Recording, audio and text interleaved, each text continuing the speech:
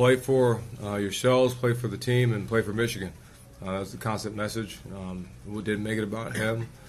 Just play for everybody that you've always played for. Think about this game as you're in the backyard with your boys, with your friends, and you're just going to go win. This was a tournament game for us, playoff game for us, so we knew we had to do whatever we needed to do to win. So it's been a crazy 24 hours, but at the same time, our team is built for this. Our staff is built for this, and we're all built for it. Chris? Guessing you weren't really only expecting JJ to throw 8 times. Let's talk about the way that Blake stepped up for you and how you rode him. Yeah, I mean, we got 2 of the best backs in the country. So, at the end of the day, we do whatever it takes to win. Sometimes it's throwing more. Sometimes it's running more. And we're going to do whatever we can in that game to win. We thought, as we got into the game, obviously the run game became priority, and I think our guys up front really asserted themselves to be dominant, and those backs ran super hard. So I was really excited about that. Austin? Sherrone, the tears after the game, where did that come from? I mean, I'm a pretty calm guy, but there's a lot of emotions. Being here 6 years, I feel like this place is home. What Coach Harbaugh has done for me, just giving me the opportunity to be here, and this whole university and these players, these fans. I mean, this place is like home to me, home to my family. So it's very deep, and I wear my heart on my sleeve. Work extremely hard as we all do. So it meant a lot for us to get this win in this situation, to show that and make it about the players. The players are. We have elite players, elite university. I'm just so happy for them. Ralph? Sherrone, when you got on the bus this morning, did you know Jim wasn't showing up? We were ready for it. Didn't know at that moment, so we were ready at any point that it could happen or could not happen. So we were just prepared as a team and as a unit to adjust however we needed to. Adam? Sherrone, kind of the end of the game too. I mean, was that a release for you? Just because obviously you were emotional during the game, but yeah. Did it all kind of come out? Yeah, I think it was built up. Just thinking about our players and how hard they've worked through all this craziness and all the situations that's going on. Put it back of how hard they have worked and the realization of that coming to fruition and watching it come to fruition against a great football team. I mean, that football team is really good. Defensively, offensively, special teams, and in all 3 phases, they're as elite as they come. So for us to come in this environment and win was huge. And then I was just thinking about Coach, man. Love that man with all my heart, and he's just such a great person, great human, great coach, and I just wanted to do it for him. Angelique? Sherrone, when were you notified that the order didn't come through for Jim, and how did you notify the players? Right here when we were at the stadium, the players they were ready. It's crazy. This team is different. They're built very different, and we let them know that Coach wasn't going to be there, and they knew that there was a possibility that he wasn't. And then when we told them here, they're ready to go. They didn't flinch. And also today, you had a lot on your plate, coaching offensive line. Who did you lean on to help? Yeah, I mean Jesse on defense. When the defense was up, let Jesse coach the defense. If he needed to use a timeout, he did. Mike Hart would relieve and let me know if I needed anything, and then offensively we did. So it was very cohesive. And then as the whole staff, man, we just did such a great job together. Steve? Sherrone, if you could talk 2-part question about what Blake and Donovan did on the runs they did, and what your blockers, you went with a heavy, sometimes 7 linemen, what your blockers did. Blake and Dono, it was positive gain after positive gain, and then, we always say sometimes those 3 and 4s turn into 15, 16, and all of a sudden it's a 40-yarder. And that's what it was, and it came to that fruition. And then as far up front, man, I'm just proud of those guys up front. They've taken a lot of ridicule and saying, they haven't ran the ball well and done this, and they really asserted themselves this week in practice. Then you can tell they took a lot of pride in it, and then adding the 7 offensive lineman thing was a little wrinkle that kind of had up for a while, and decided to burst it out. I thought this would be the game to do it, and the guys, Miles and Trente came there for some significant snaps and did a really good job for us. Ryan?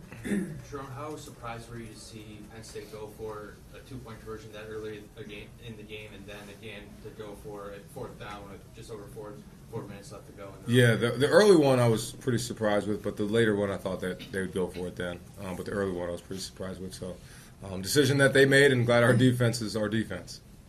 Steve? Did you have a question, Steve, or Wojo? Yeah. I guess you guys FaceTimed with Harbaugh after the game, and what was his Was he watching from a hotel? And what was his last words to you when you left? No words? No, that's it. What about on the FaceTime after the game? That's it. Yeah, that's it. On the left here? I know kind of in a way you guys practice for this reality before the season, the first few games, but at what point this week were you told that it would be you just in case? I mean, coach has always alluded to that. He alluded early in the week. Don't remember what the exact point was, but told me, hey, if something happens, you'll be the guy. But for us, it's just a team. So regardless if it was me, if it was somebody else, the team is the most important piece of it. So it doesn't, this place and this football team is bigger than one person. We always say that. So it really didn't matter, and we were ready to go either way. Chris? There's this media narrative being driven that the only reason you guys won the last 2 years is because you cheated. How do you respond to that? Yeah, I'm not going to comment on any of that. Adam? Sure, you have ambitions, obviously, to be a head coach, but how will you look back on this day and everything that's happened leading into it, and obviously the moment itself? I mean, I think the biggest thing for me is to live in the moment, stay here, stay in the now, continue to just, anything that comes in our way, just look at the next step. Don't look at down the road because you can't control everything. So just take every day a second at a time, a day at a time. Adversity is going to come, and then what are you going to do with the adversity? You're going to shy from it, or you're going to go through it. And I think our kids really did that today. Charlie? Sherrone, you touched lightly on the defense, but they had that goal line stand early in the first half that led to only 3 points, and they mostly kept Aller contained throughout the game. What did you see from them? Who really stood out to you? I mean, everybody. Those guys fly around. I won't argue. I'll say they are the best defense in the country. They play fast up front. We see it in practice. It's a pain in the butt to block. It's hard to get open. So everybody on defense, and then Coach Jesse Mentor, man, and that staff, they do an unbelievable job scheming up every week. So it's just a group effort of players, of coaches that make that thing run. John? You obviously have a job to do and don't want anybody out of control out there, but do you think that because the players knew that their head coach was not out there for unfair reasons, maybe in their minds, that they might have played with a little angrier edge? No, I think, big thing Coach told us last night, he told them to play angry. He wanted them to play angry. He wanted to play them with that fire, and they did. So I don't think it was anything. It wasn't a vengeance thing. It was hey, let's go play for Michigan. Let's play for each other, and let's go play fast and let's go play physical. Got time for about 3 more because we got players out front. We're going to go all the way back. With the timeline of everything, this could have been a huge distraction for some, but your team obviously prevailed. What would you say about the resilience they've shown through this adversity? Yeah, I think it just describes who they are. I mean, they're a special group of kids, a special group of coaches. We got one-track mind, so we'll go home, heal up, ready to go, and get ready for Maryland. We all know what's ahead after that, but we're just taking it a game at a time, and that's all we're going to do. We're going to go Aaron, then Michael. This team's been criticized a lot recently, on and off the field for different things. What are you most proud about today?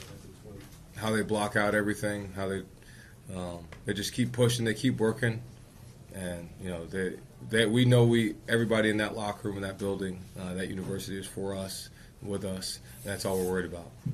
Last question, Michael. Sherrone, when it comes to trying to get these guys to block everything out, how do you get 100+ kids that are 19 to 22 to not pay attention to all that outside stuff, and how do they stay committed to it? Because they know what the end goal is. They understand how hard they've worked to get to this point, and they're not going to let anything in their way to distraction to get to the goal that we need to get to.